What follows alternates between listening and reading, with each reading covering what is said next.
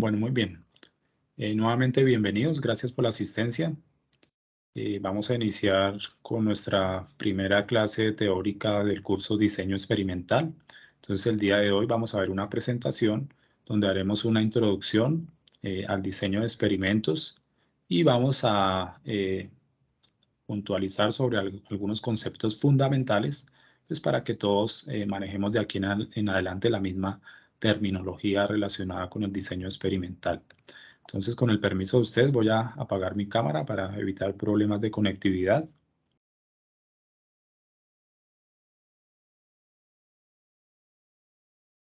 Y daremos inicio a nuestra presentación del día de hoy, denominada Introducción al diseño de experimentos. El contenido de la presentación básicamente es definir pues, el objetivo del diseño experimental, hablar sobre la importancia de conocer cómo diseñar un buen experimento, los tipos de experimentos, cómo analizar los datos que se obtengan de un experimento de manera general, y luego hablaremos del método científico, de los diferentes pasos que contiene este método, que es el que se utiliza para este campo del conocimiento. Y finalmente, pues dejaremos allí pendiente el tema de planteamiento de hipótesis. Vamos a hablar sobre qué es una hipótesis y quedaría, digamos, para continuarse en una siguiente sesión, ejemplos relacionados con el planteamiento de hipótesis.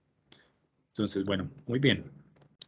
Iniciando, eh, vamos a definir, pues, qué es un experimento, ¿no? Mm, Nosotros como especie humana, pues siempre hemos estado, digamos, expuestos a diferentes condiciones, tanto, digamos, ambientales como sociales, como fenómenos físicos. Entonces, si nos situamos, bien sea en una etapa temprana de nuestra historia como especie humana, o, ¿por qué no? Si nos situamos en nuestra niñez, allí cuando nosotros empezábamos a ser conscientes de que efectivamente éramos un ser eh, diferente o un ser aparte de nuestras madres, porque inicialmente cuando nacemos, nosotros creemos que somos una extensión de nuestra madre, ¿no? Llega un punto alrededor de los año y medio, casi 2 años, en el cual empezamos a ser conscientes de que efectivamente somos un individuo completamente independiente, ¿no? Entonces, tanto en esa, digamos, condición de niñez prematura, como en la condición de un ser humano primitivo que empezaba a hacer uso de su cerebro para conectar causas con consecuencias o conectar ideas, nos vemos expuestos a tener que tratar de buscar una explicación para determinadas actividades o para determinados fenómenos. Esto en primer lugar, pues inicia con la observación, ¿no? Entonces, tanto los niños como los seres humanos primitivos, pues los podemos comparar, ¿no? Porque pues estábamos expuestos a algo nuevo, observábamos algo particular que nos llamaba la atención y de alguna manera buscábamos darle una explicación, eh, no solo teórica, sino pues una explicación o un origen o de dónde provenía, digamos, esa consecuencia o ese fenómeno físico como tal. Entonces, siempre pues como seres que nos caracterizamos por ser curiosos, por tratar de buscar siempre de dónde vienen las cosas, de dónde se originan, o por lo menos cuestionarnos respecto a una situación en particular, pues siempre hemos estado conviviendo con los experimentos, ¿no? Hemos estado realizando experimentos de manera consciente o inconsciente, pues siempre hemos hecho experimentos, ¿no? Entonces, si nos remontamos a nuestra niñez, allí yo creo que todos, al tratar de investigar algo nuevo, pues muchas veces nos encontramos con situaciones muchas veces desagradables en el sentido de sufrir algún accidente o golpearnos con algún elemento que no conocíamos o caernos por hacer alguna actividad que era nueva para nosotros. Entonces, todo eso hace parte de la experimentación, ¿no? Observamos de pronto a los bebés que siempre tratan de conocer sus alrededores o su medio en el que están viviendo a través de los sentidos, ¿no? Entonces no es solo observación. Bueno, inicialmente pues yo observo algo nuevo que me llama la atención y trato de, por lo menos de tocar ese objeto o de tocar, digamos, esa superficie que es nueva para un bebé y como acto reflejo, pues está de pronto, si es posible, pues llevarme ese objeto a la boca, ¿no? Entonces los bebés siempre están llevándose todo a la boca para precisamente experimentar a qué sabe o cómo, digamos, es su superficie de ese elemento, si es lisa, si es corrugada, si es una superficie áspera, si es algo dulce, salado, ácido, agrio. eh, Realmente, pues siempre es así y eso hace parte de un proceso de experimentación. Y lo mismo pasa con los humanos primitivos, ¿no? Incluso pues pasa hoy en día con situaciones nuevas, ¿no? Sigue pasando. Si nosotros vemos algo para lo cual no tenemos una explicación, tratamos de buscar el origen de ese fenómeno o tratamos de replicar esa situación para poder obtener, digamos, ese resultado que inicialmente apreciamos. Entonces, el ejemplo típico es cuando el ser humano se enfrentó por primera vez al fuego, ¿no? Cuando observó por primera vez que se producía fuego a partir, pues, de un fenómeno como lo es la caída de un rayo. Entonces, yo creo que todos hemos visto en algún momento esta situación. Supuestamente de ahí proviene digamos, nuestro uso del fuego. Al parecer, pues ese fue el origen, pues no está 100% demostrado, pero pues no hay otra explicación como pues válida para eso. Entonces se dice que de la caída de los rayos, pues se originaron pues algunos incendios o se originó ese primer fuego que pudo observar el ser humano primitivo. Y en ese sentido, pues al ver que ese fuego existía, pues el ser humano intentó pues hacer uso de él. Inicialmente, pues me imagino que los primeros que lo intentaron pues sufrieron quemaduras. eh, y pues intentaron pues de cierta manera trasladar ese fuego hacia un lugar donde fuera provechoso para ellos y de cierta manera mantenerlo controlado. Todo esto lleva a una cadena de experimentos, de ensayos y errores, obviamente. Entonces, pues en sí podemos definir un experimento como una prueba que consiste en provocar un fenómeno en unas condiciones determinadas con el fin de analizar sus efectos o de verificar una hipótesis o un principio científico. En general, esta es como la explicación eh, más adecuada. Y aquí podemos observar pues a un niño que está viendo algo nuevo para él, como es, digamos que aquí una reacción que se da, que forma de pronto aquí mm, un movimiento pues raro en un líquido. Entonces pues a él le llama la atención y trata de buscar pues qué originó este fenómeno o qué consecuencias puede traer, ¿no? Entonces allí a nivel mental empieza a plantear una serie de hipótesis. También respecto al color, pues muy seguramente el color verde pues sea llamativo para un líquido. Entonces pues se busca de cierta manera explicar por qué se originó ese fenómeno, ¿no? Entonces, básicamente los experimentos han sido realizados pues para satisfacer la curiosidad humana, ¿cierto?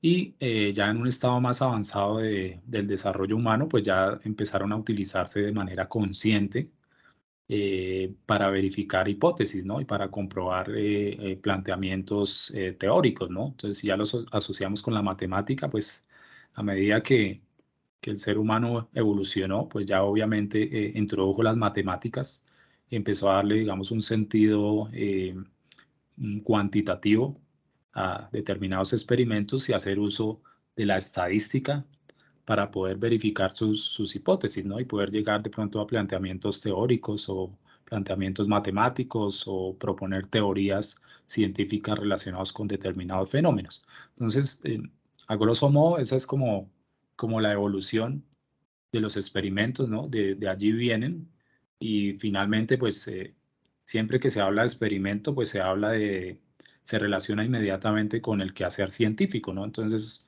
generalmente cuando en nuestra escuela, cuando éramos pequeños, pues nos hablaban de experimentos, siempre al lado de esa definición aparecía un científico, generalmente pues un personaje allí con una bata, con unas gafas y con el pelo totalmente alborotado, ¿no? Simulando a Albert Einstein. Entonces siempre se hablaba del científico loco que realiza experimentos, ¿no? Incluso hay muchas caricaturas que plantean este tema, ¿no? De científicos locos que realizan una serie de experimentos, pues buscando algún objetivo, ¿no?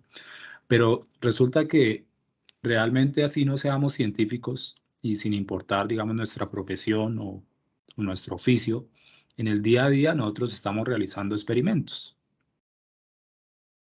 como por ejemplo, cuando nosotros cocinamos algún alimento, pues esa fase, digamos, previa a- a tener ya el alimento preparado y servido en el plato, pues obviamente para poder llegar a esa receta, pues tenemos que pasar por una serie de experimentos hasta llegar a la combinación de variables que sea más adecuada y que logre el mejor resultado. Entonces, pues yo aprendo a cocinar y a medida que voy practicando, eh, día a día voy mejorando mi receta, voy mejorando, digamos, la metodología para poder llegar a ese plato que quiero preparar y estoy continuamente innovando o incluyendo nuevos ingredientes para que cada día el plato que yo quiero sea mucho mejor, ¿no? Para quienes cocinamos, ¿no? Asimismo, en diferentes situaciones de la vida cotidiana, pues nosotros estamos continuamente experimentando. Si yo voy en bicicleta y necesito llegar a determinado lugar, pues no todos los días, pero muchas veces yo trato de hacer el recorrido en bicicleta en menor tiempo, en el menor tiempo posible, ¿no? Entonces, para poder hacerlo, yo tengo que experimentar, bien sea buscar una ruta que sea, digamos, mucho más rápida o hacer un recorrido más corto, eh, bien sea, no sé, vistiéndome de una manera diferente. Obviamente no es lo mismo montar en bicicleta vestido con un traje formal que realizarlo en pantaloneta y camiseta. Tal vez eso influya.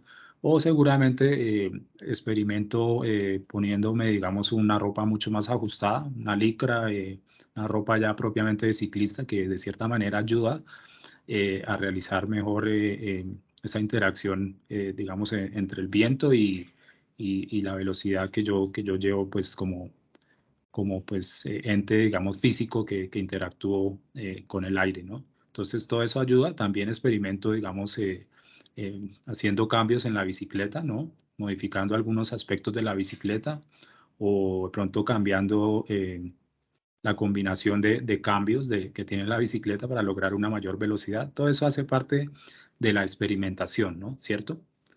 De pronto yo puedo decir, hago el recorrido en ayunas y me rinde más que si lo hago recién desayunado, ¿no? Eso también es un experimento. Entonces, básicamente un experimento es un procedimiento que se lleva a cabo para apoyar, refutar o validar una hipótesis. Y estos experimentos proporcionan ideas sobre la causa y el efecto para demostrar un resultado. ¿Qué ocurre cuando un factor particular es manipulado? Entonces, bueno, aquí ya entrando, digamos, en materia, en el campo científico, pues cuando se habla de experimentos también se habla de ciertos experimentos particulares que han sido realizados pues a lo largo de la historia por diferentes científicos y pues de cierta manera han ayudado al desarrollo no solo humano, sino también tecnológico y científico de la humanidad, ¿no? Entonces hay allí algunos experimentos bastante conocidos. Incluso hay un top 10 de los 10 experimentos más importantes en la historia, ¿no? Entonces, pues de ese top 10 hay algunos aquí bastante conocidos. Entonces, traje aquí a colación 4 de ellos que están en ese top 10 de los mejores experimentos o los más útiles para la humanidad, ¿no? Entonces, bueno, aquí rápidamente, sin entrar mucho en materia de teorías, vamos a mostrar aquí, el primero de ellos es el que hizo Isaac Newton, por allá en 1665, donde encontró que la luz blanca, poniendo un poquito en contexto, supuestamente se hizo durante una pandemia, ¿no? Hubo por ahí una pandemia sobre esa época y que hizo que la gente tuviera también que confinarse, ¿no? Muy similar a lo que vivimos los últimos 2 años, ¿no? Entonces la gente tuvo que confinarse y aprovechando ese confinamiento, pues aquí este señor pues adaptó una habitación para que fuera totalmente oscura y solamente mediante un agujero ingresara la luz solar.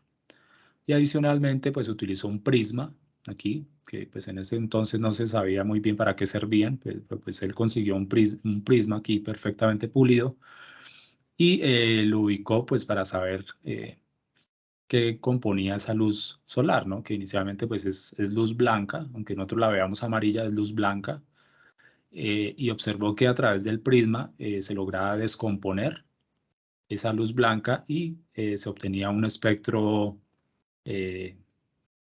espectro de luz de diferentes longitudes de onda. Pues obviamente en ese momento no se conocían esos términos, pero pues él observó que la luz blanca se podía descomponer en diferentes colores, que son los tan conocidos colores del arco iris, ¿no? Entonces ese es uno de los experimentos más importantes, ¿no? No digo que es el primero, está en el top 10, realmente no sé cuál es el primero, no lo recuerdo, pero es uno de los más importantes. Entonces no es que aquí Newton esté creando la portada de uno de los discos de Pink Floyd, ¿no? Aunque después Pink Floyd utilizó, digamos, esa imagen para uno de sus discos y es más conocida, digamos, por ese ámbito de la música, pero bueno.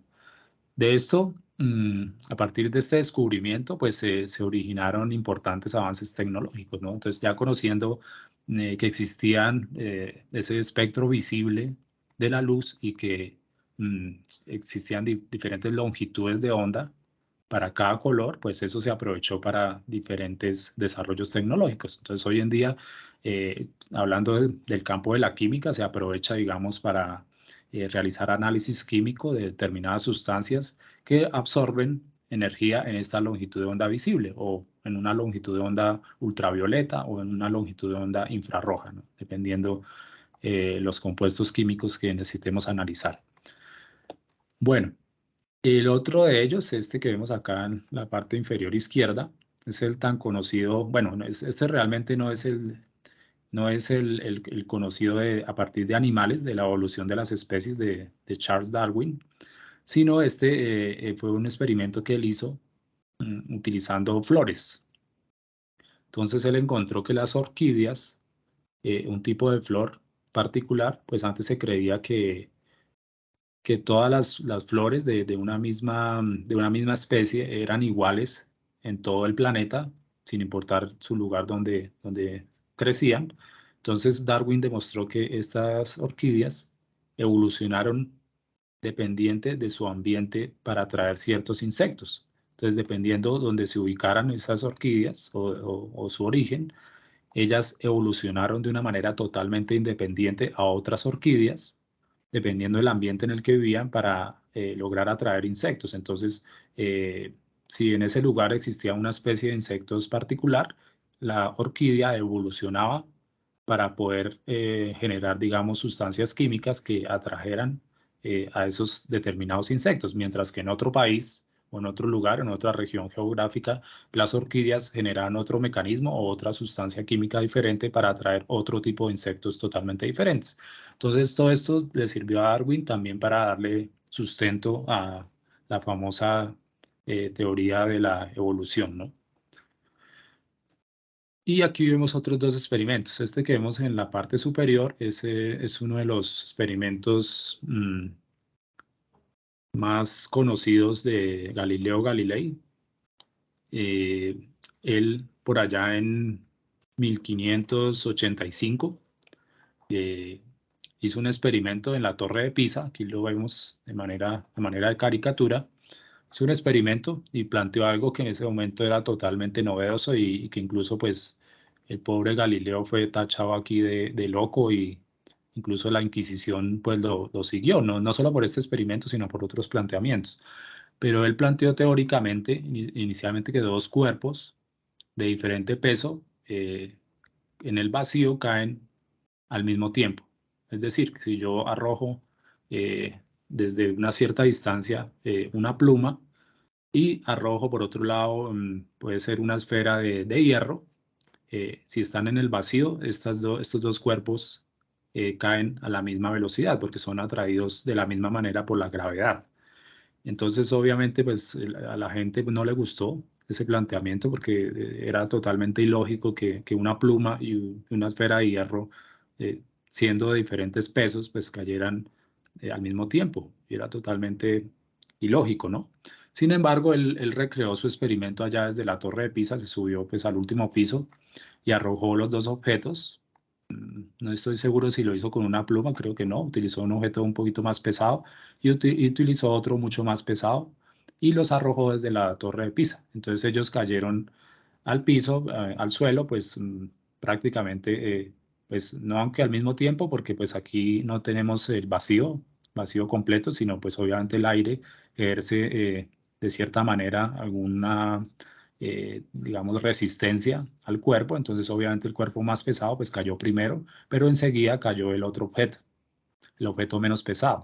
Entonces, bueno, esto quedó por allá y pues no cobró mayor relevancia hasta más o menos 1985, si no estoy mal, aquí no está el año, pero creo que esto fue en 1985 o 1979, por ahí en esa época, eh, cuando en uno de los viajes de la NASA a la Luna, ¿no? En uno de esos viajes allá de, de las misiones espaciales a la Luna, en una de las tantas visitas que se hizo, que no fueron muchas, eh, pues uno de los astronautas recreó el experimento, ¿no?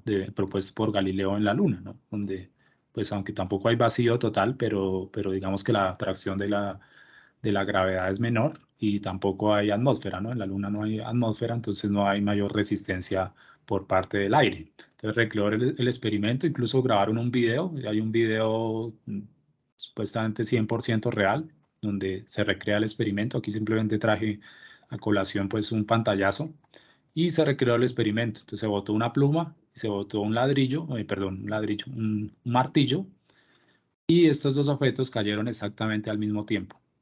Entonces, eso comprobó experimentalmente lo que propuso Galileo hace más de 400 años. Y bueno, y el último experimento, eh, digamos que fue algo novedoso y bastante impactante en su época, que fue el experimento de Rutherford, quien demostró, entre otras cosas, que la materia no era continua, es decir, que pues anteriormente se creía que la materia sólida era totalmente continua, es decir, que no contenía espacios vacíos.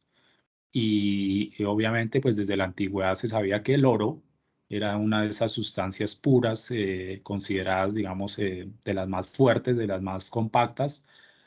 Y Rutherford pues refutó eso y demostró experimentalmente que el oro y así otras sustancias, digamos otros materiales sólidos, realmente contienen espacios vacíos en su estructura. Y de esa manera puedo plantear, digamos, un modelo de los átomos, ¿no? Puedo plantear que efectivamente el átomo no es, digamos, 100% materia, sino que contiene un gran porcentaje de vacío en su interior. Entonces, bueno, aquí el experimento consistió básicamente en disponer una lámina de oro. Alrededor de ella, pues se puso un material detector y esta lámina de oro se bombardeó con rayos alfa, con partículas alfa y con rayos beta, con un material radioactivo perfectamente colimado. Entonces aquí tenemos una fuente de radiación, la cual está dentro de un blindaje de plomo. se abría una rendija y había un colimador que hacía que este haz de radiación estuviera bastante colimado, que fuera muy fino, y esto impactaba la lámina de oro. Entonces, ¿qué sucedió? Del experimento se encontró que existía, digamos, algo más pequeño que el átomo, y que el átomo pues tenía cargas positivas que de cierta manera repelían mm, esas partículas alfa, y que había una vasta región de vacío, ¿no?, dentro del átomo. Entonces, experimentalmente, pues el detector captaba partículas alfa que pasaban, que atravesaban totalmente la lámina de oro. Otras partículas alfa se dispersaban, o sea, chocaban contra los núcleos de los átomos de oro y rebotaban o salían dispersados en diferentes ángulos. Y de esta manera, pues se logró plantear ese modelo de estructura atómica que nos habla de un núcleo con protones y de unas órbitas que van, eh, digamos, que van realizando los electrones alrededor de ese núcleo, y que en ese espacio entre núcleo y electrones existe realmente un gran vacío, por el cual pues estas partículas alfa lograban atravesar, o las partículas beta, al ser más pequeñas, atravesaban totalmente esa lámina de oro, ¿no? Entonces las partículas alfa tienen una carga positiva y las partículas beta tienen una carga negativa. Entonces de esa manera se encontró que había cargas positivas en el núcleo y había cargas negativas que giraban alrededor de ese núcleo, y lo demás era vacío. Entonces, digamos que estos son ejemplos de grandes experimentos realizados pues, a lo largo de la historia de la humanidad, y que, digamos, han proporcionado información importante que se ha utilizado para diferentes desarrollos tecnológicos, ¿no? Y esto pues ha ayudado al avance de la ciencia. Bueno, eh, ahora vamos a hablar de los tipos de experimentos. Entonces, existen experimentos controlados,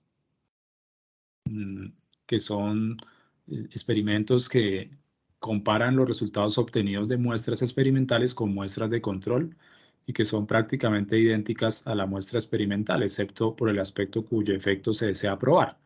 Es decir, estos experimentos controlados eh, no solo pues son experimentos de laboratorio, aquí lo tenemos, generalmente son de laboratorio, pero también pueden ser experimentos de campo, en donde yo puedo, como su nombre lo indica, controlados quiere decir que yo puedo controlar eh, diferentes variables del experimento, puedo mantener constantes ciertas variables, y de igual forma yo puedo manipular una o varias variables para lograr, digamos, estudiar determinado efecto o lograr determinado resultado.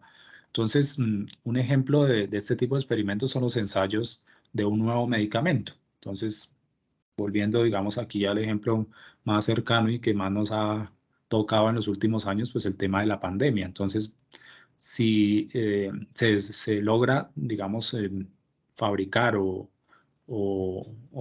elaborar una nueva vacuna o un nuevo medicamento para tratar cierta enfermedad, en este caso, pues el COVID, ese medicamento tiene que experimentarse inicialmente, pues generalmente se hace en animales en una primera fase. Los más utilizados son los ratones por su eh, estructura, digamos, su código genético cercano al ser humano. Entonces se utilizan como conejillos de indias, como su nombre lo indica, ¿no? Y sobre esos individuos se aplica el medicamento. Y obviamente debe haber un grupo de control, que son individuos a los cuales se les aplica un placebo, es decir, se les aplica una sustancia que no contiene el compuesto activo, que pues es el que va a proteger contra la enfermedad. Y pues digamos, existe otro grupo al que sí se le aplica el medicamento o la vacuna, y yo puedo, digamos, mantener condiciones controladas, es decir, realizar este experimento a una temperatura controlada, a una humedad relativa controlada. Puedo, digamos, manipular ciertas condiciones, como por decir la concentración del medicamento, o por lo menos del compuesto activo de ese medicamento. Entonces yo puedo experimentar con diferentes concentraciones de ese medicamento y también puedo manipular, digamos, en el sentido de tener un grupo de control al que le aplico el placebo simplemente para que esos individuos, pues, mm, digamos, piensen que tienen eh, el, digamos, el compuesto activo. Si ya es un experimento en humanos, pues si simplemente yo le digo a la persona que no le voy a aplicar ninguna vacuna, pues automáticamente esa persona se sugestiona en el sentido de saber que si no tiene la vacuna inyectada, pues eh, no va a tener ningún tipo de resistencia para la enfermedad que se está tratando. Entonces, por ello se le aplica un placebo, es decir, a la persona no se le dice que se le está inyectando la vacuna con el compuesto activo, sino simplemente se le hace la inyección, se le dice que se le está poniendo la vacuna, pero la vacuna que se le aplica a esa persona no tiene ese compuesto que se está estudiando. Mientras que al grupo que se está, digamos, experimentando, sí se le aplica el componente activo, y muy seguramente en diferentes concentraciones, ¿no? La muestra o grupo que recibe el medicamento sería el grupo experimental, también se le denomina grupo de tratamiento, y el grupo que recibe el placebo pues se denomina como grupo de control. Básicamente para diseño de experimentos siempre se plantean esos dos aspectos, sobre todo en el tema de medicamentos o de algún tratamiento médico, generalmente se hace de esa manera.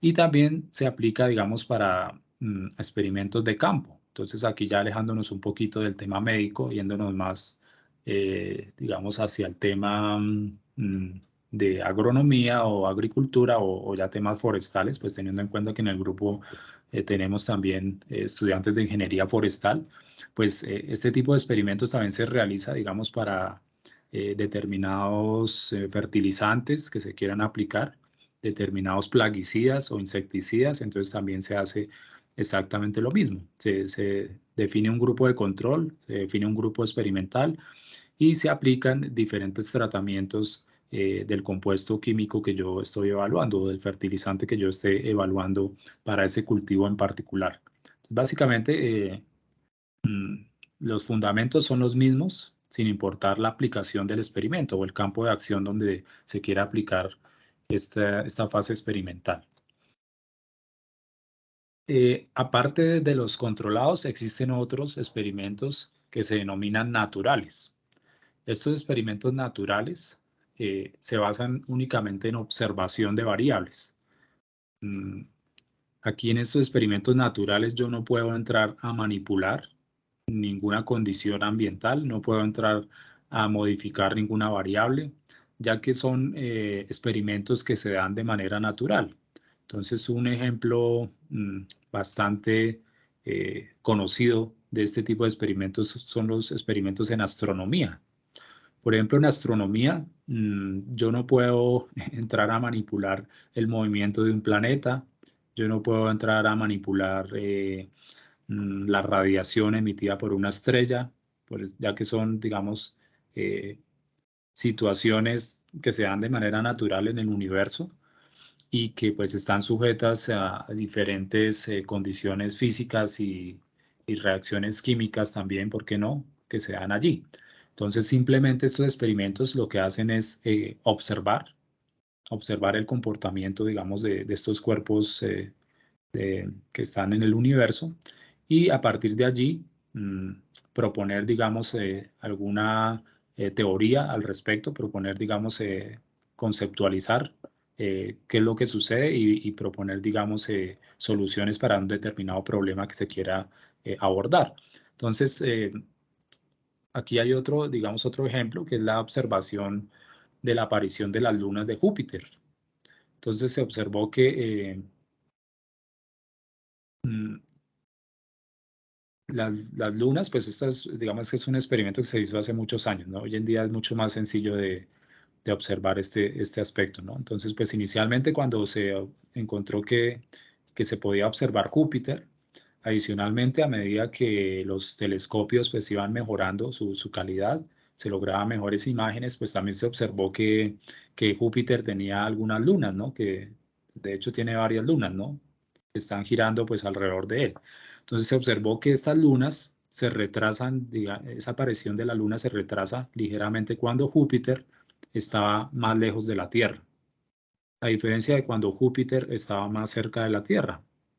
Entonces, este fenómeno se usó para demostrar que la diferencia en el tiempo de aparición de las lunas era consistente con una velocidad medible, por ejemplo. Entonces, aquí podemos ver que es un fenómeno natural. Obviamente yo no puedo ir hasta Júpiter a manipular el movimiento de alguna de sus lunas. Es imposible con la tecnología actual, no se puede hacer. Entonces, aquí los científicos exclusivamente se pueden centrar en observar, en proponer hipótesis y corroborarlas nuevamente a través de la observación, y a partir de allí pues lograr teorizar y llegar a algunas conclusiones, como por ejemplo que la aparición de esas lunas, pues obviamente las lunas desaparecían cuando pasaban por detrás de Júpiter, ya no eran observables y volvían a aparecer después de determinado tiempo, pero eso estaba sujeto también a la distancia entre la Tierra y Júpiter.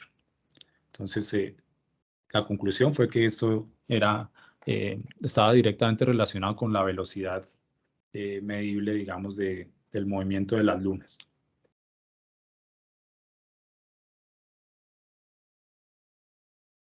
Bueno, muy bien. Entonces, generalmente los experimentos son de esos dos tipos, ¿no? Controlados o naturales. En nuestro campo específico de la química o de la parte forestal, pues siempre nos vamos a situar en experimentos controlados, ¿no? Generalmente, pues los que nosotros aplicamos son de este tipo. Otras definiciones, como por ejemplo los estudios observacionales. Entonces, estos estudios de observación se utilizan cuando no es práctico o digamos es poco ético o tiene un costo muy alto. Eh, mm, digamos, no es posible ajustar un sistema físico o social en un entorno de laboratorio. Entonces, yo no podría controlar completamente los factores o aplicar una asignación aleatoria a los factores. Entonces, aquí es cuando hablamos muchas veces de la caja negra. Entonces, esa caja negra es, digamos, una parte de esa fase experimental que nosotros no podemos manipular. Entonces, aquí lo podemos ver gráficamente. Están las entradas digamos, lo que yo utilizo para realizar determinado experimento que yo de cierta manera puedo controlar, y están las salidas. Entonces, finalmente lo que yo obtengo de esa fase experimental, lo que yo logro observar, y yo me sitúo aquí en esta parte, ¿no? Entonces, yo puedo observar, puedo recopilar información a partir de lo que sale de determinado proceso, determinado fenómeno, y de cierta manera también logro manipular algunas de las condiciones de entrada. Entonces, va a haber una parte del experimento que yo simplemente no puedo manipular y muchas veces tampoco puedo observar. No tengo la tecnología suficiente para observar qué sucede realmente allí. Entonces siempre se habla en este campo de diseño de experimentos de la caja negra. Son aquellos experimentos en donde yo no puedo entrar a observar directamente qué sucede allí, sino para mí este es un paso del experimento totalmente desconocido que yo no puedo observar directamente. Entonces, un ejemplo de este tipo de experimentos observacionales es, aquí hay un ejemplo aterrizado, que es la influencia de la contaminación sobre el cáncer de pulmón en pacientes sanos y sin hábito tabáquico, es decir, que no fuman. Entonces, ¿qué puedo manipular para realizar este experimento? ¿Qué puedo modificar? Por ejemplo, aquí yo establezco que lo que yo quiero estudiar obviamente es el cáncer de pulmón. ¿Cómo se origina ese cáncer de pulmón? ¿De dónde viene o qué lo produce? Entonces yo planteo que puede ser la contaminación. Este fue un estudio que se hizo en Lima, en Perú, la ciudad de Lima. Entonces yo quiero saber si la contaminación de la ciudad tiene algo que ver con el cáncer de pulmón, ¿cierto? Entonces, para ello manipulo algunos elementos de entrada, como por ejemplo, definir que los sujetos que se van a estudiar pues no tengan hábitos de fumadores, que no fumen. Y también puedo manipular que la franja de edad de estos individuos esté entre 40 y 55 años y además que sean residentes de la ciudad de Lima, ¿no? Eso es lo que yo puedo manipular acá. Después, ¿qué puedo observar, no? Después de observar a estos individuos durante un periodo prolongado de tiempo, yo puedo observar que algunos de ellos van a, digamos, sufrir cáncer y otros puede que no sufran cáncer, ¿no? Entonces, eso es lo que yo voy a observar. Pero entonces, ¿qué pasa acá en esta caja negra? ¿Qué sucede? Que yo no puedo entrar en detalle, ¿cierto? A ver específicamente qué sucede en los pulmones de estos personajes, de estos individuos que están siendo estudiados. Yo no tengo la tecnología para ver, digamos, a nivel pulmonar, porque pues para poder observar qué sucedió con el pulmón, pues necesariamente tengo que tener acceso al pulmón y como son individuos que pues están vivos, no podría observar directamente qué sucede en sus pulmones. Obviamente hay algunos análisis médicos que permiten, digamos, inferir si los pulmones están siendo afectados, si se está generando un cáncer. Todo esto se puede hacer, pero yo no puedo observar directamente si el cáncer que se está originando en esos pulmones proviene de la contaminación ambiental o si proviene de otras cosas, como por ejemplo aquí no está si la persona es fumador pasivo, si convive con alguien que sí fume o si transita por determinados lugares donde la gente fuma. Entonces todo eso pues para mí es algo totalmente desconocido que yo lo manejo aquí como una caja negra. Entonces, esto lo traigo a colación para que ustedes sepan que existen también este tipo de experimentos.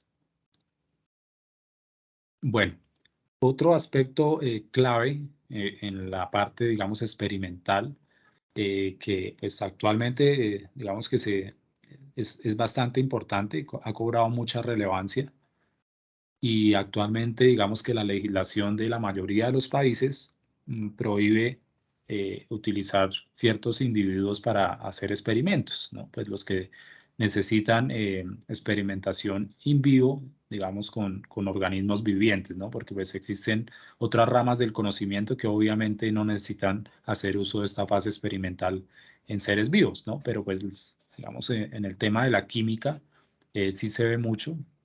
eh, que pues para probar determinadas sustancias y el uso de determinadas sustancias químicas pues se tengan que aplicar bien sean animales o bien sean humanos. Entonces aquí es donde entra esta definición y este concepto de ética, ¿no? Como un principio fundamental de la parte experimental de toda investigación científica.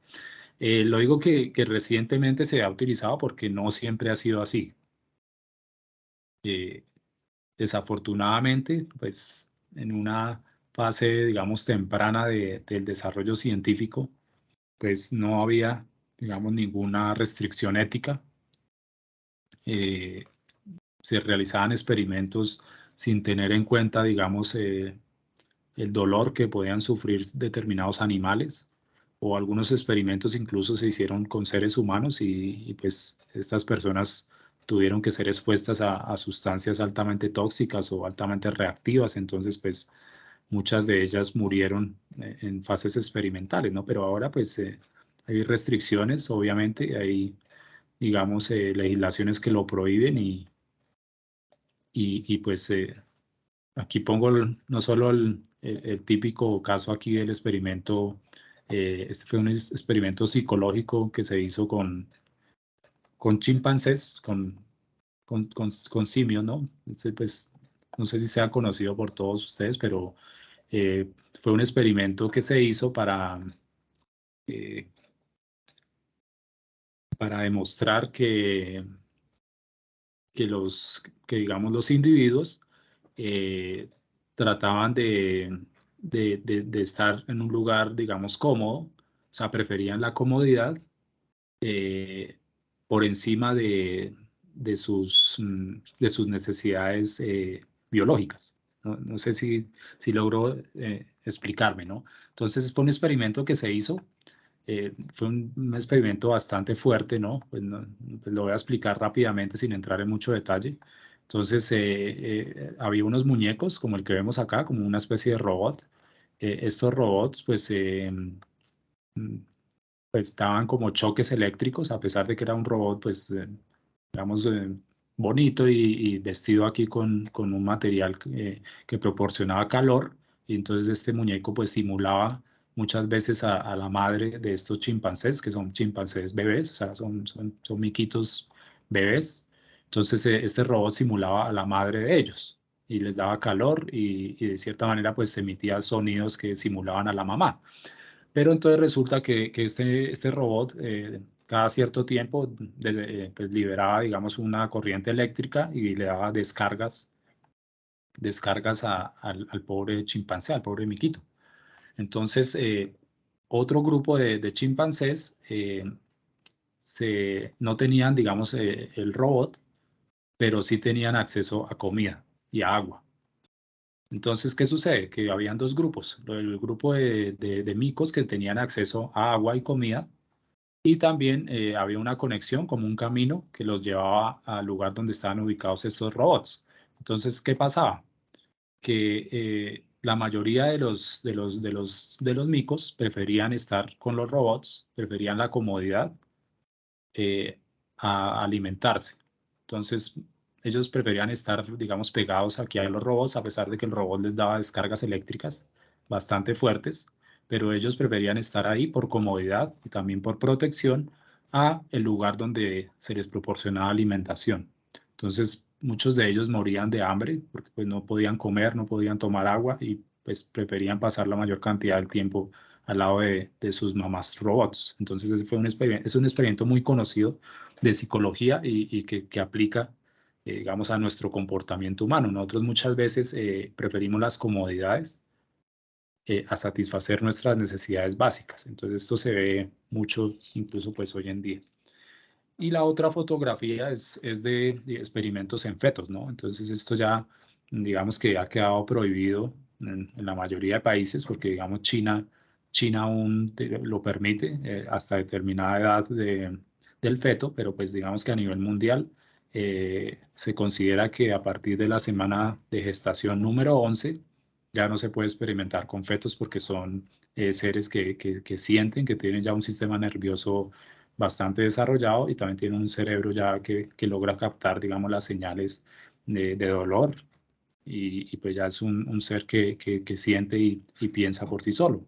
Mientras que hasta de la semana 11, o sea, de la semana 1 a la semana 11, pues la legislación sí permite experimentar con estos embriones.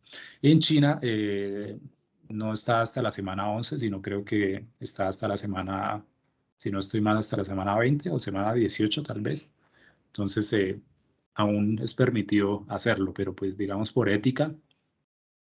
eh, por ética, pues no se debería hacer. Entonces, esto es algo que se debe tener en cuenta a la hora de desarrollar los experimentos. Por ello, digamos que muchos experimentos que se realizan hoy en día tanto con animales y especialmente con humanos, pues manejan algo que se llama consentimiento informado.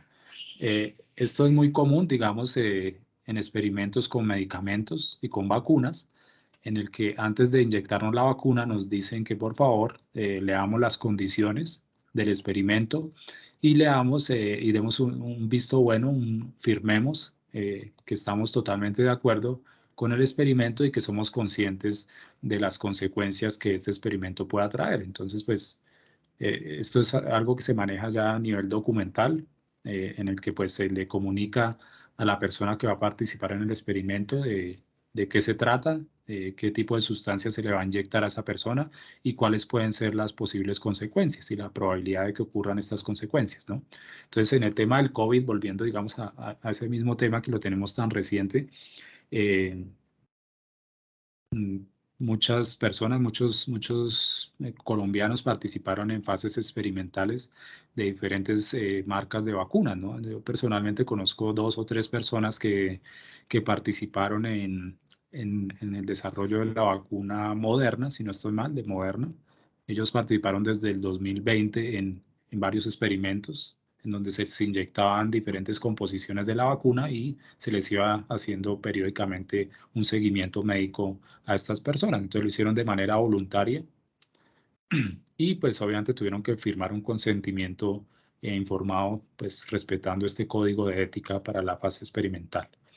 Bueno, ya pasando al segundo tema, digamos, de mayor relevancia en esta primera clase teórica, vamos a hablar específicamente del método científico, que pues yo sé que no es un tema nuevo para ustedes. Es algo que pues es muy conocido eh, y es como una guía a nivel mundial para todos los científicos de cómo abordar, digamos, una investigación total, ¿no? Desde su comienzo, que es la fase de observación. Entonces aquí lo vemos de manera resumida. Ya vamos a entrar, digamos, en detalle en cada una de las etapas.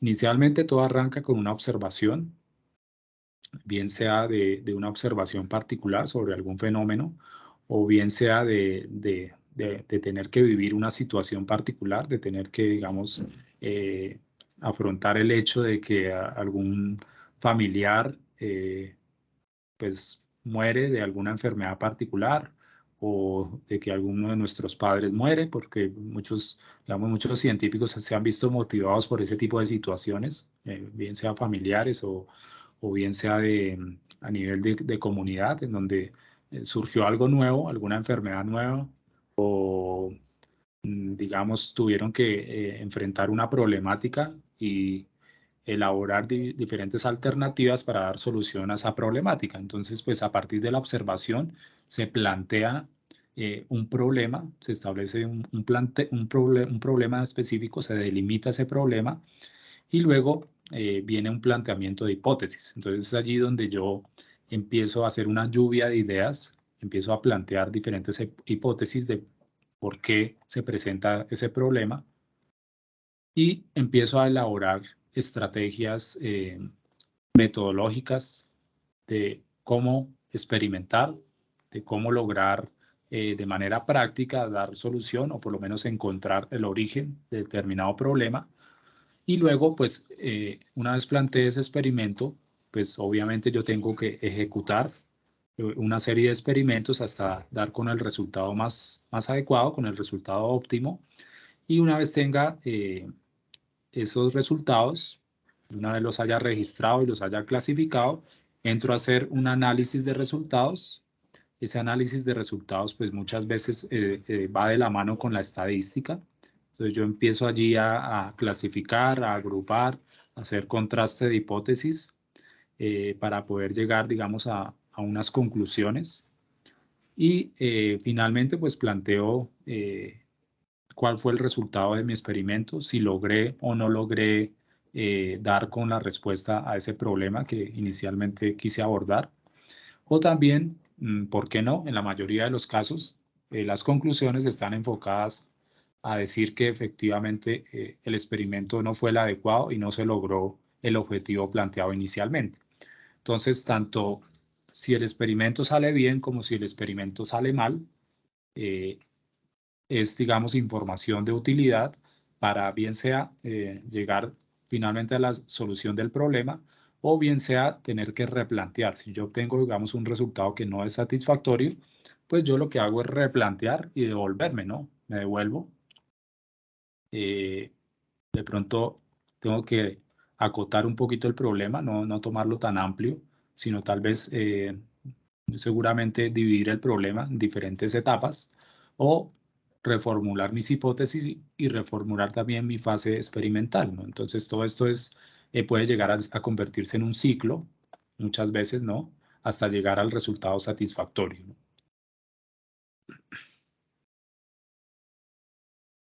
Bueno, muy bien. El método científico básicamente es una metodología para obtener nuevos conocimientos y consiste en la observación sistemática, medición, experimentación y formulación, así como análisis y modificación de hipótesis.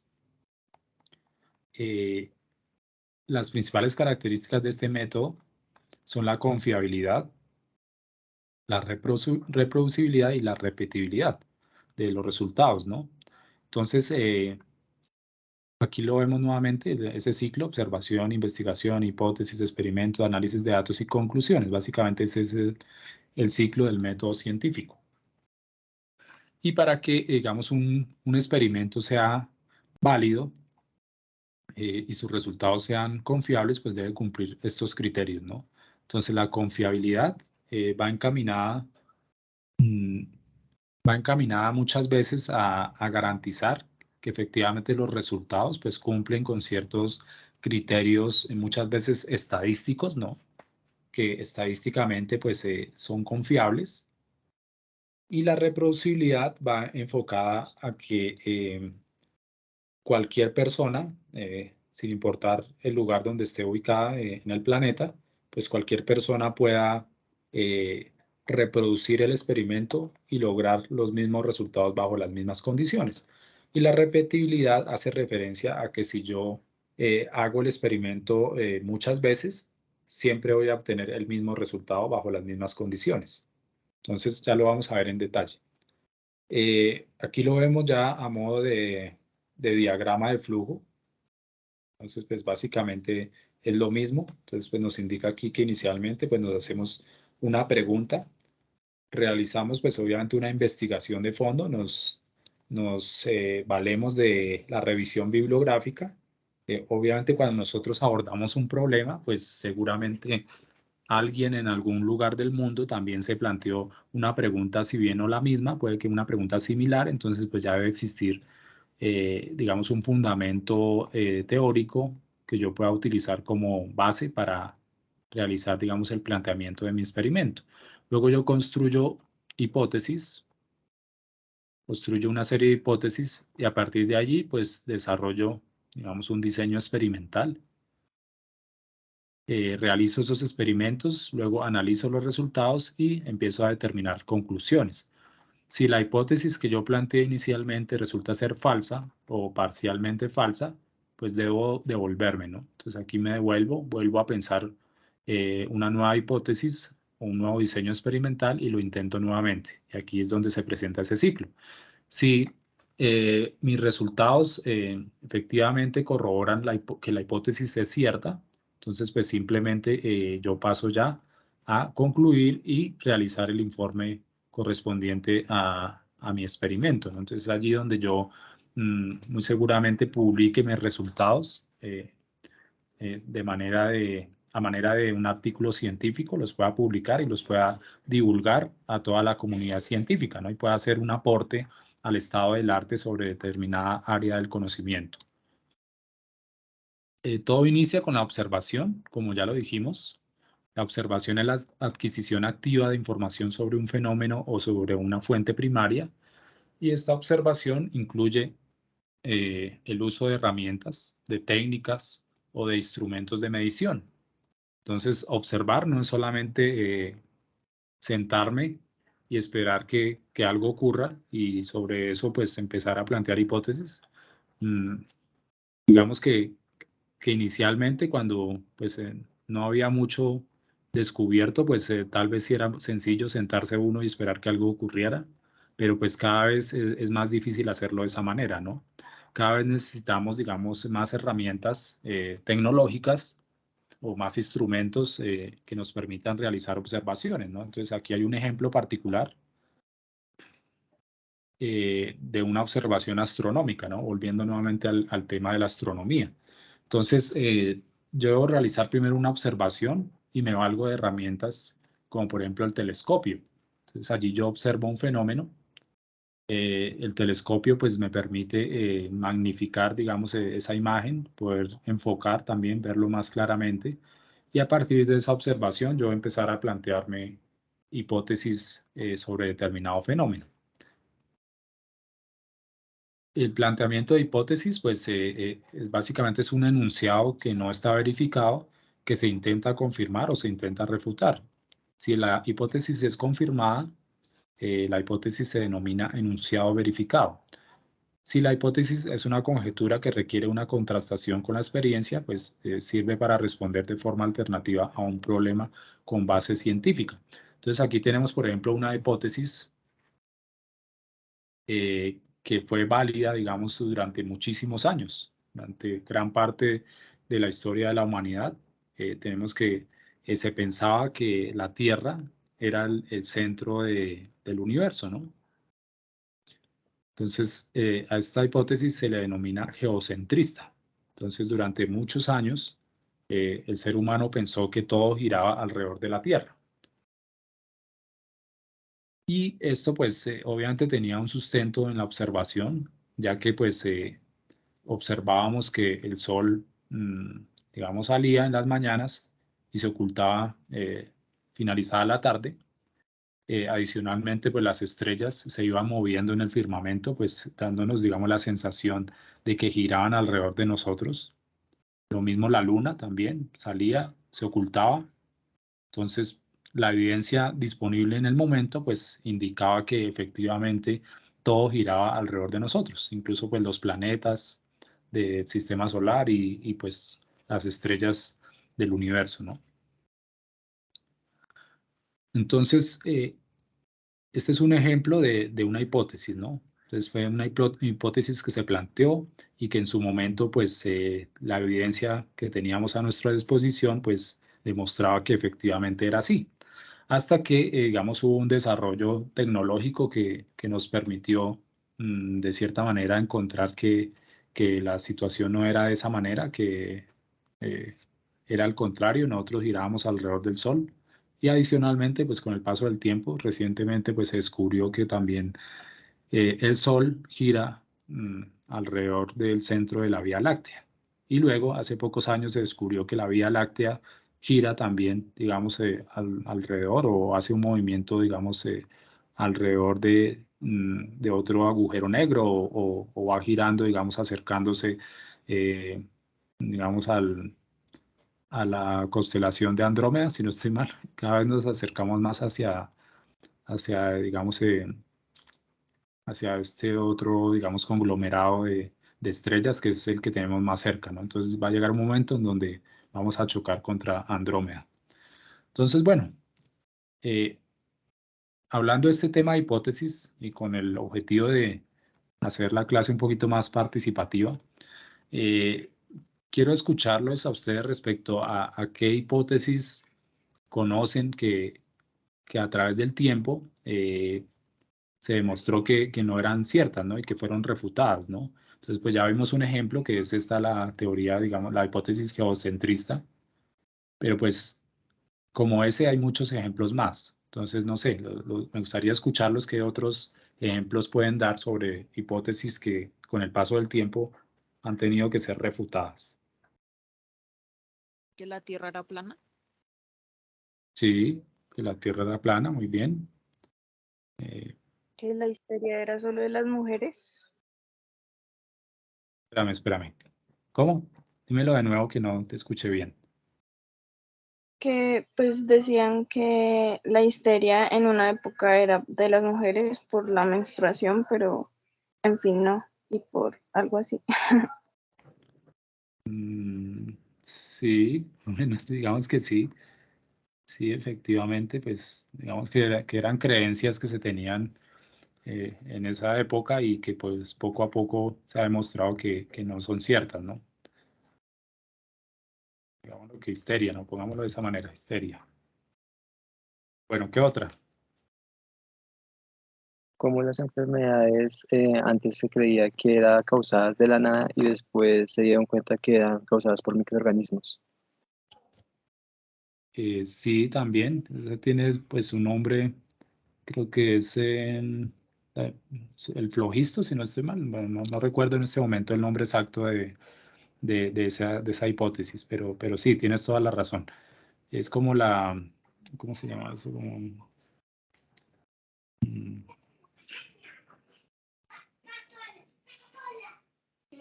generación espontánea, ya lo recordé. Generación espontánea. Efectivamente, vamos que antes se creía que las enfermedades eran, digamos, salían de la nada, se creaban de un momento a otro, o eran debido, digamos, a algún ser divino que nos hacía enfermarnos, pues, como consecuencia de alguna actividad que hayamos realizado, ¿no? Entonces era como un castigo, que recibíamos un castigo divino, eh, y que pues no tenía digamos, ningún origen conocido, ¿no? Entonces, con el paso del tiempo y con el descubrimiento del microscopio, se encontró que muchas enfermedades, por no decir que todas, tienen su origen digamos, en microorganismos o en virus o bacterias o patógenos particulares. Entonces, esa es la hipótesis de la generación espontánea. ¿Qué otra, muchachos? Vamos al listado por lo menos de 5.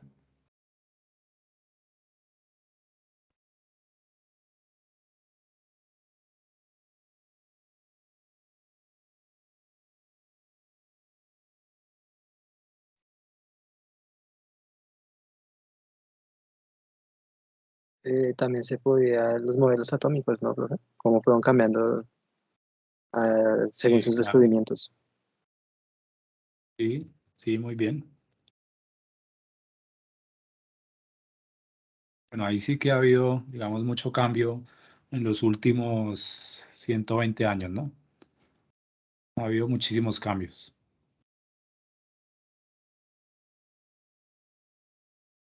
Bueno, ¿qué otro? Nos falta otro, ya para terminar esta lista. Pues hay muchos, ¿no? Obviamente hay muchísimos ejemplos.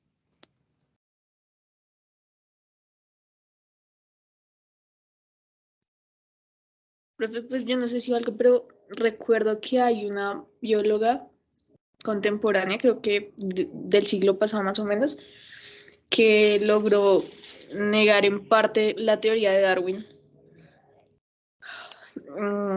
Pues establecía bueno, que la evolución no se dio individualmente, sino que algunos animales se respaldaban entre sí para lograr la evolución. Sí, sí, la verdad sí, sí la he escuchado. Sí, sí sé que hay, digamos, parte de las teorías evolutivas de Darwin que están siendo refutadas. Y pues no tengo, digamos, la claridad, obviamente, pero sí sé que muchos aspectos de esa teoría están siendo, digamos, replanteados, precisamente porque no se realiza, digamos, en ese sentido estricto digamos, lineal de como vemos, digamos, la evolución humana. Entonces, no es en ese sentido de que, digamos, los chimpancés evolucionaron después hacia el neandertal y después el neandertal evolucionó, sino que existen, digamos, muchas ramas que van colaborándose entre sí, como tú lo dices, que están siendo, digamos, apoyadas por otras ramas evolutivas y al final, pues se logra, digamos, como llegar a una especie final, pero pues no es tan lineal como lo planteó Darwin. Entonces, digamos que sí, que puede ser, digamos, hipótesis evolutivas que están siendo replanteadas.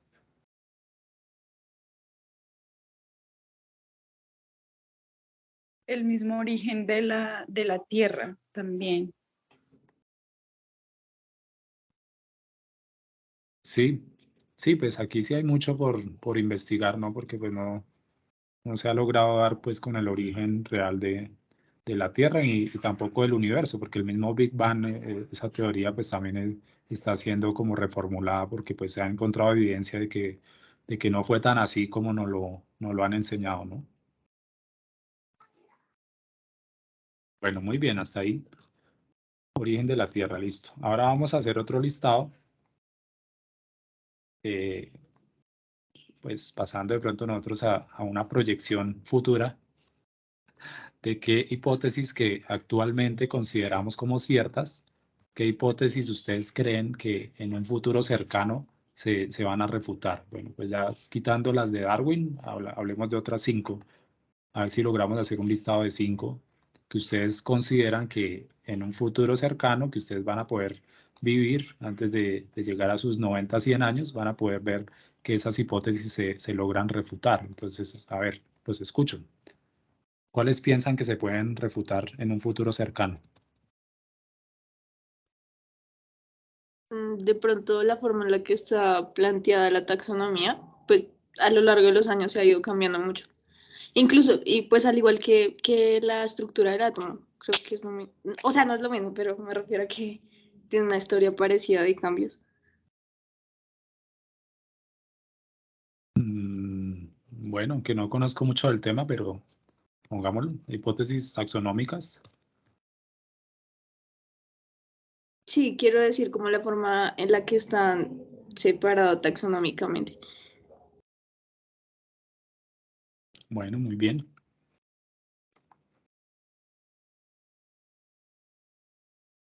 ¿Qué otra? Profe, de pronto lo que últimamente se ha visto harto y es como el cambio climático, porque de hecho, pues nosotros tenemos una clase que se llama Ecología Forestal y el profe es la teoría del excepcionismo, porque él dice que, o sea, los ciclos de la Tierra sí es normal que haya calentamiento, entonces él dice que no cree tanto como en lo que nos hablan en los medios, bueno, sí, como en las redes sociales y todo eso, porque dicen que el calentamiento global es culpa de nosotros, pero pues se ha comprobado también que, o sea, no es solo influye como lo que nosotros hacemos. Entonces creo que, por ejemplo, esa teoría del excepcionismo podría ser refutada. O la teoría de que está el calentamiento global, no sé, cualquiera de las dos. Sí, efectivamente. O sea, el calentamiento que vivimos actualmente ha ocurrido muchísimas veces a lo largo de la historia de la Tierra, ¿no? Pero pues sí, hay evidencias que efectivamente muestran que las actividades humanas sí han ayudado a aumentar, digamos, la velocidad con la que está ocurriendo este calentamiento actual, ¿no? Pero bueno, vamos a poner acá. ¿Qué otra? Una tercera.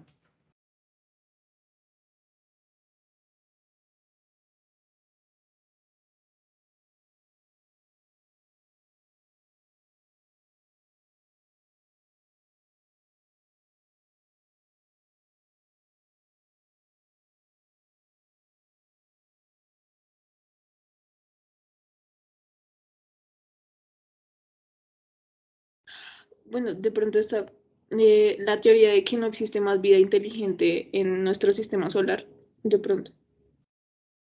Sí, muy bien. ¿Cómo lo ponemos? Vida inteligente. Efectivamente, mm, pues es muy improbable que en un universo tan grande y tan extenso, digamos, solamente existiera un planeta con vida, ¿no? Es muy improbable. Y además ya se han descubierto muchos planetas alrededor de otras estrellas que están, digamos, en esa franja denominada Ricitos de Oro, que es la franja en la cual puede existir agua, agua líquida, pues con la temperatura y presión necesaria para que el agua esté en estado líquido, y pues si hay agua, muy seguramente también haya vida, ¿no? Entonces, pues bueno, también eso, ojalá lo veamos, alcancemos a verlo, aunque no sé si sea bueno o sea malo, pero bueno. Listo, otras dos, muchachos, antes de que se nos acabe el tiempo.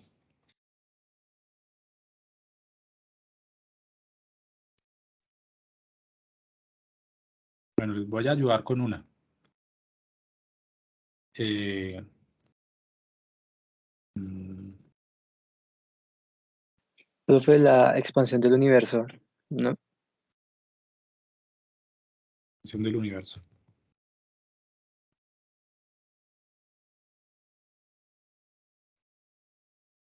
Efectivamente nos han enseñado que el universo se está expandiendo constantemente, ¿cierto?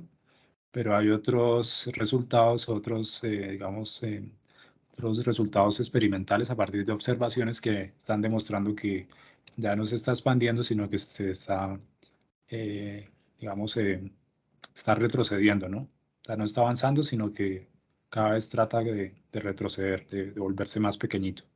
Entonces, digamos que sí. Y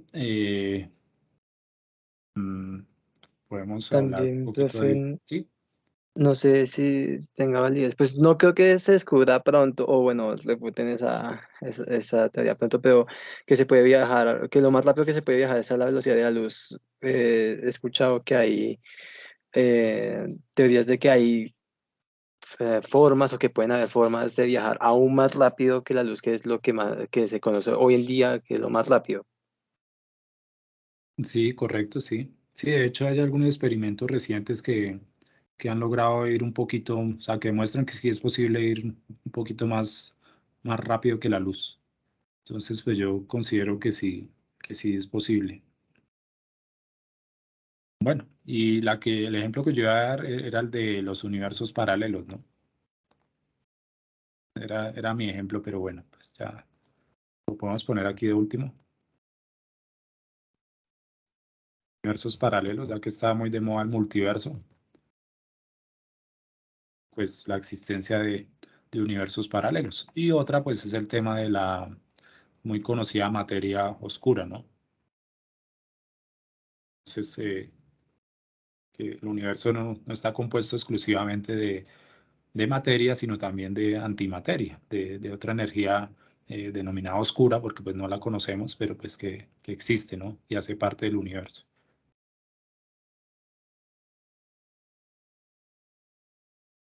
Bueno, muy bien, muchachos, muy buenos aportes.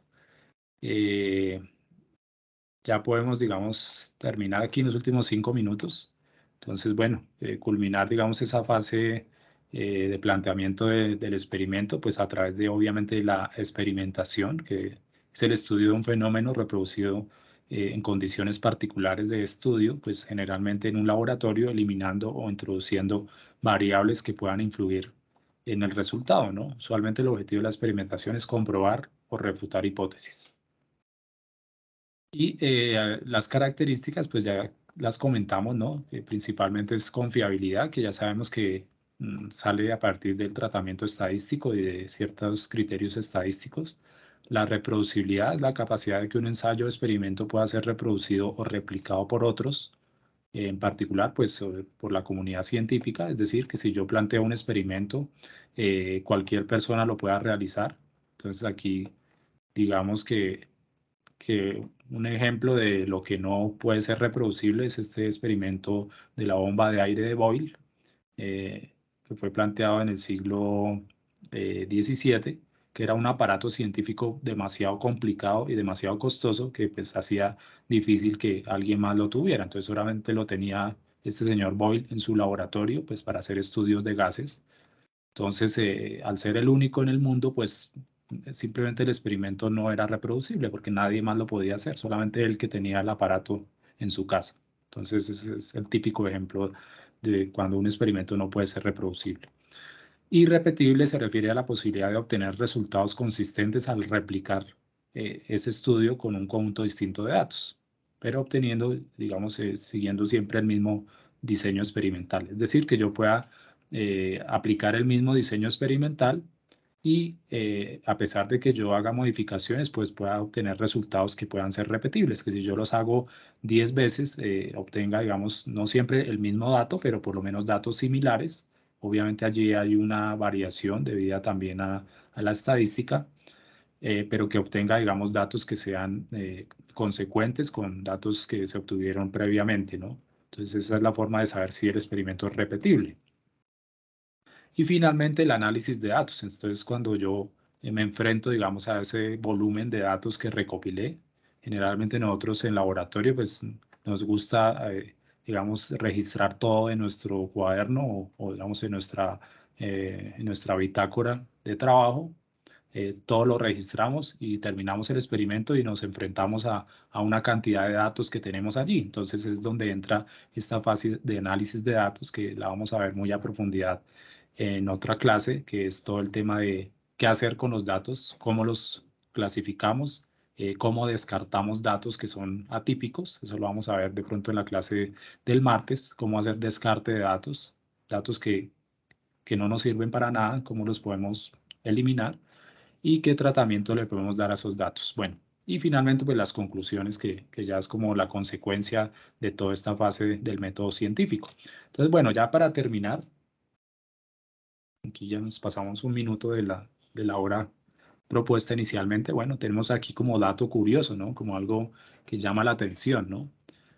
Entre el 33% y el 50% de todos los descubrimientos científicos se encuentra la tasa de descubrimiento que, digamos, han sido encontrados por casualidad, ¿no? Es decir, que cerca del 33 al 50% de los descubrimientos fueron hallados por mera casualidad. Esto puede explicar por qué con frecuencia los científicos dicen que tuvieron suerte, ¿no? Entonces, aquí hay muchos casos, de pronto el martes vamos a tomar varios ejemplos, ¿no? Incluso, pues, el más conocido es el de la Coca-Cola, ¿no? Se llegó a la fórmula de la Coca-Cola por mera casualidad cuando se estaba investigando algo totalmente diferente, que creo que, si no estoy mal, era el jarabe para la tos. Se estaba buscando un jarabe para la tos, entonces allí se mezclaron una serie de ingredientes Y finalmente pues se encontró que se producía una bebida que pues no servía para la tos, pero que sí era bastante refrescante y además se daba una sensación bastante agradable en la boca cuando se tomaba. Entonces pues se le dio otro uso totalmente diferente que ya sabemos en qué terminó, ¿no? En un imperio comercial que pues aún en día pues se vende bastante en todo el mundo ese refresco. Y así, como decía, hay muchísimos ejemplos, ¿no? Entonces, pues aquí por mera casualidad, sin necesidad de plantear, digamos, un diseño experimental complicado, se llegó a un descubrimiento importante. Entonces, aquí hay muchos ejemplos, ¿no? Y pues termino aquí con este ejemplo particular que me llamó la atención. Este lo encontré hace 2 días y me causó curiosidad, ¿no? En 1669, el alquimista Henning Brand intentó sintetizar oro a partir de la orina, convencido de que el color dorado de la orina pues era una pista de que tenía oro, ¿no? Pero en lugar de eso, este científico no encontró oro, porque obviamente no hay oro en la orina, pero sí descubrió el elemento fósforo, de pura casualidad, ¿no? Entonces, bueno, aquí está de manera caricaturesca, digamos, que el científico buscando el oro en la orina, pues cuando no lo había, pero pues de pura casualidad descubrió otro elemento bastante importante para la humanidad, que fue el fósforo. Entonces, este es un caso particular. Entonces, ¿a qué voy con esto ya para terminar como reflexión final, ¿no? Eh, digamos que esto era muy frecuente, digamos, anteriormente, ¿no? O sea, tanto en la antigüedad como pues en la época, digamos, dorada de la ciencia, que fue, digamos, después de 1500 hasta casi mediados de 1900, ¿no? Que fue la época donde mayor cantidad de descubrimientos hubo y mayor avance tecnológico tuvo la humanidad también, ¿no? Entonces, anteriormente pues, se llegaba a un descubrimiento totalmente por pura casualidad, por mera casualidad, ¿no? O porque simplemente las condiciones se dieron de manera natural y se llegó a un resultado satisfactorio, ¿no? Pero resulta que esto cada vez es menos frecuente, como les comenté el martes, ¿no?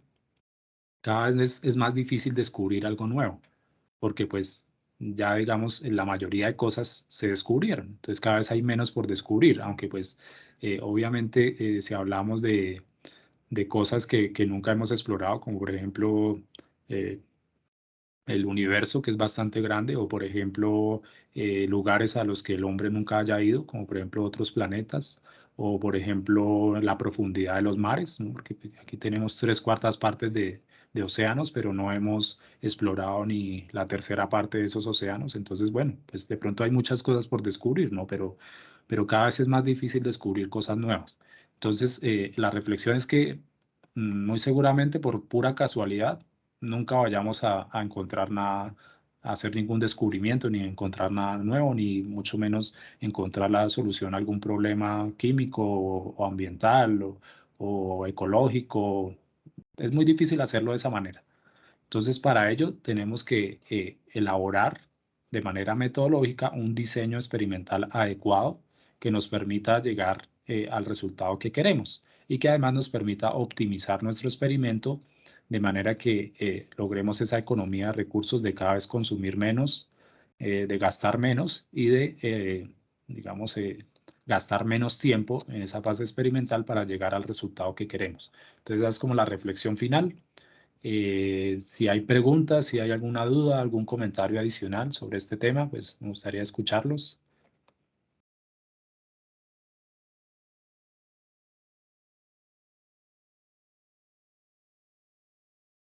Y mientras tanto voy a detener la grabación. Muchas gracias.